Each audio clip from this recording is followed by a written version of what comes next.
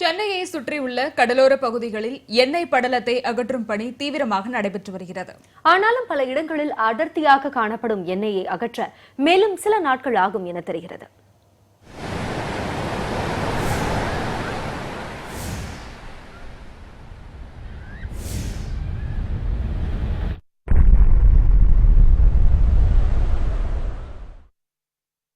சென்னை எண்ணூர் துறைமுகம் அருகே விபத்துக்குள்ளான கப்பலில் இருந்து கசிந்த பர்னஸ் எண்ணெயை அகற்றும் பணி 5வது நாளாக தீவிரமடைந்துள்ளது.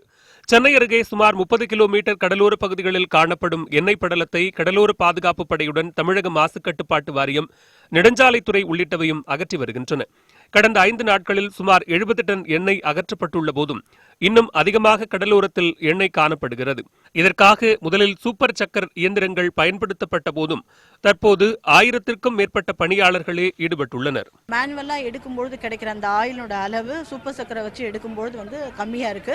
ஸோ இந்த மேன் பவர் வச்சு நேற்றுக்கு மட்டுமே பார்த்தீங்கன்னா 1025 பேர் சேர்ந்து 24.5 மெட்ரிக் டன் எடுத்திருக்காங்க. ஸோ மேன் பவர் மூலமா இப்படி எடுக்கிறது ரிசல்ட் வேகமாக கிடைக்குது.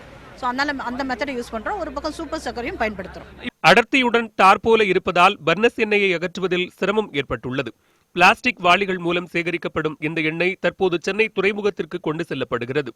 கடந்த சனிக்கிழமை மற்றொரு கப்பலுடன் மோதி விபத்திற்குள்ளாகி எண்ணெய் கசிந்த MT டான் கப்பலும் தற்போது அந்த துறைமுகத்திலேயே நிறுத்தி வைக்கப்பட்டுள்ளது. இதனிடையே எண்ணெய் படலத்தால் தீ விபத்து ஏற்பட வாய்ப்பில்லை என்று கடலோர பாதுகாப்பு படை தெரிவித்துள்ளது. Heavy furnace oil is not going to cause fire because it is already coagulated with water. It's a thick sludge. It has been kept over there. People have put mastic also. It is not volatile.